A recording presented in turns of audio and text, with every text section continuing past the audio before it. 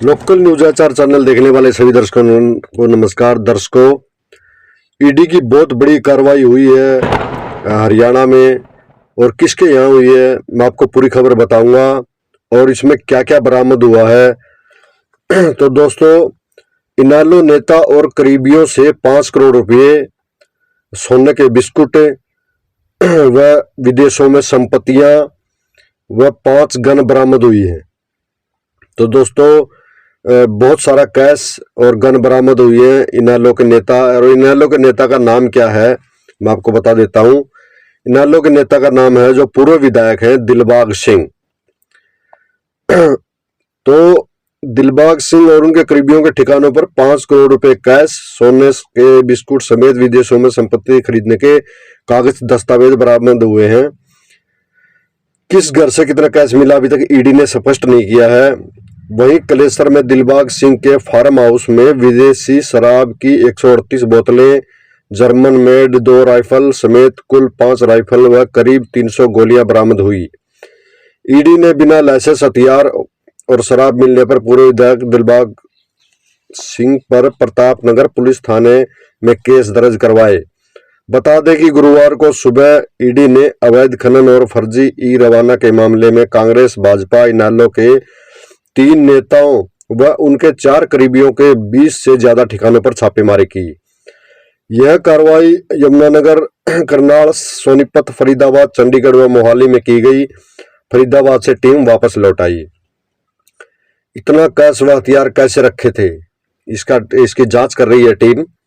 ED की team अब जांच के दौरान मिले दस्तावेज, कैश व हथियारों के संबंध में जांच कर रही है। ईडी पता लगा रही है कि इतना कैश कहां से आया और किस काम के लिए रखा गया था। विदेशों में संपत्तियां खरीदने के दस्तावेजों की भी जांच की जा रही है। साथ ही विदेशी हथियार किस लिए रखे गए थे, इस बारे में पूछताछ हो सकती है। अब पूर्व विधायक और उनके करीबियों की मुश्किलें बढ़ती नजर आ रही हैं। डीसी ऑफिस में लाइसेंस होने की बात कही गई है। ईडी की ओर से प्रतापनगर पुलिस को भेजी शिकायत में कहा गया कि हथियारों और गोलियों के बारे में जब दिलबाग सिंह से पूछा तो उन्होंने कहा इनका लाइसेंस नवीनीकरण के लिए डीसी ऑफिस में दे दिया हुआ है, लेकिन ईडी इसे कानून का उल्लंघन माना। एसपी गंगाराम पुनिया ने कहा कि ईडी की शिकायत पर 2 केस दर्ज कर लिए गए हैं। दिलबाग और करीबियों पर मनी लॉन्ड्रिंग के आरोप लगे हैं। ईडी ने दिलबाग सिंह व उनके करीबियों पर मनी लॉन्ड्रिंग के आरोप लगाकर बड़ी कार्रवाई की है। यमुनानगर में अवैध खनन को फर्जी ई रवाना मामलों को लेकर रडार पर थे। यमुनानगर में पूर्व विधायक दिलबाग सिंह व उनके करीबियों पर 8 ठिकानों पर जांच की गई। दिलबाग के ऑफिस, संजीव के घर पर रेड पूरी हो चुकी है, बाकी जगह अभी बाकी है। तो दोस्तों, ये थी बहुत बड़ी खबर जो इनेलो को आज तक इनेलो के बारे में ऐसा सुना नहीं था, लेकिन इनेलो के पूर्व विधायक पर ईडी का छापा लगा हुआ है और बहुत पैसा, सोने के बिस्कुट, विदेशों में संपत्तियों के दस्तावेज, बहुत सारा सब कुछ ईडी को मिला और अभी भी छापेमारी चालू है। तो दोस्तों, ये नेता कोई भी हो, किसी भी पार्टी का हो, अपनी हरकतों से बाज नहीं आएंगे। ये सिर्फ पैसा कमाने के लिए राजनीति में आते हैं, जनता की भलाई के लिए नहीं आते। और ये पैसा जनता का है, जनता के टैक्स का पैसा है, और ये लूट के अपना घर भर लेते हैं। 7 पीढ़ियों का पैसा इकट्ठा कर लेते हैं ताकि 7 पीढ़ियों को कमाना ना पड़े। लेकिन मेरे दोस्तों, किसी का भी, कोई भी हो, कितना भी धन इकट्ठा कर लो, लेकिन 7 पीढ़ी का खर्चा नहीं चलता। अगर आपने 7 पीढ़ी का धन जोड़ लिया है और आपका बच्चा आने वाले समय में, आपकी जो अगली पीढ़ी है, वो नशेबाज, जुआबाज, पता नहीं क्यों किस किस बीमारी से ग्रस्त हो, और वो सारा पैसा वहां पे लग जाए, सारा पैसा खराब कर दे, तो 7 पीढ़ी का धन जोड़ना, आंखों का धन जोड़ना, ये सही नहीं है और ये न हो भी नहीं सकता है। आप 7 पीढ़ी का धन जोड़ के रख लो, लेकिन आपको वो कोई काम नहीं आएगा। आपकी निकम्मी औलाद हो गई तो उसको उड़ा देगी। तो बच्चा खुद कमाएगा, खुद घर चलाएगा, तब जाकर वो काम आता है पैसा। तो दूसरे का जोड़ा हुआ पैसा कभी काम नहीं आता। तो दोस्तों, ये जितने नेता हैं, ये अभी तो इनेलो, कांग्रेस और इन पर ईडी की रेड लग रही है, लेकिन बाद में अभी भाजपा की सरकार है, भाजपा के नेताओं पर रेड नहीं लग रही है, लेकिन जब दूसरी सरकार आ जाएगी वो भाजपा के नेताओं पर रेड लगाना शुरू कर देगी ईडी की, तो वहां पे भी बहुत कुछ निकलेगा। आप ये मत समझिए कि मतलब ये लोग ही करप्ट हैं। कांग्रेस, इनेलो, बाकी जजपा, अभी जजपा भी सरकार में शामिल है, बाद में जब इसके ऊपर भी ईडी का छापा लगेगा, दूसरी सरकार आएगी, तो भी आप समझना कि दुष्यंत चौटाला ने कितना घोटाला किया होगा और भाजपा के नेताओं ने कितना घोटाला किया होगा। आपको सब समझ में आ जाएगा जब दूसरी सरकार बदल जाएगी और जब ईडी के छापे लगेंगे।